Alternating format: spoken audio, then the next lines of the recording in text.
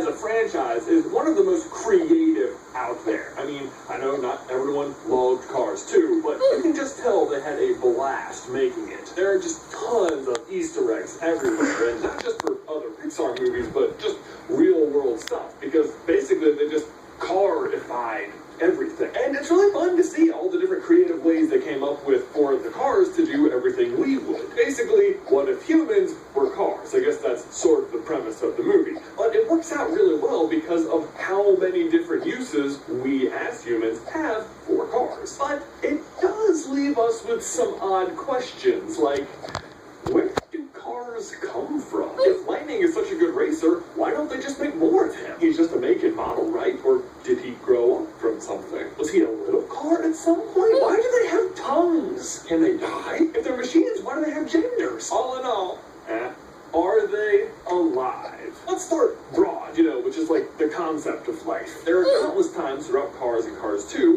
when we hear them use the word kill, which is an interesting word for cars because it suggests that you can take the life from them. They say you can't have life without death, but that also kind of means the reverse is true, that you can't have had death without life. If so facto, the cars must be alive.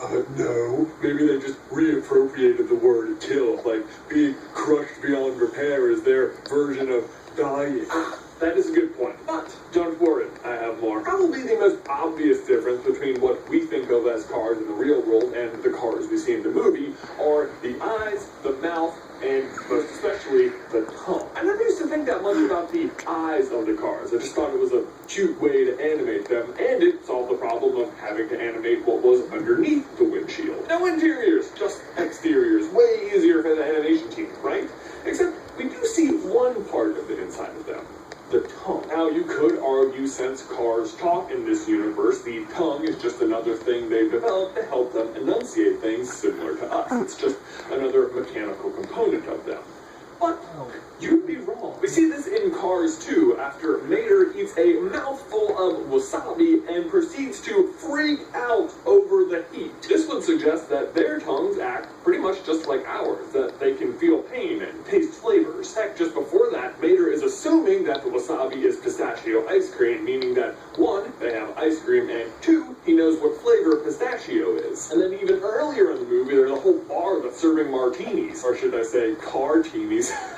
Don't drink and drive. And then later, at the meeting of the lemons, they have, well, lemons. So, yeah, cars do eat, but what for? I mean, we know they still use, like, oil and gas to run, so what purpose could the food have? Perhaps just beyond their tongue, they have other non-mechanical body parts that also need nourishment and, need to grow over time. That's another weird Cars question.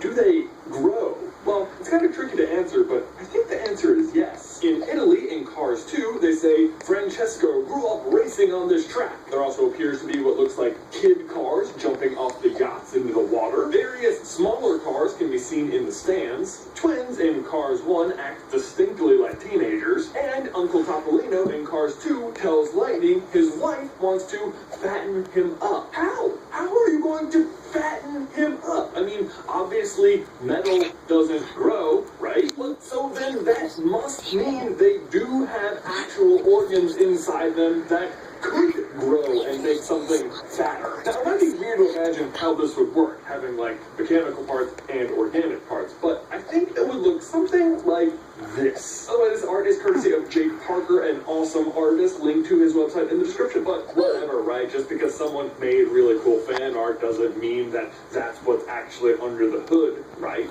Well, that's kind of what I was leaning towards too, until I stumbled across a behind-the-scenes video where one of the animators of Cars actually revealed the reason they never opened Lightning's door is because that's where his brain would be. He can't open his doors because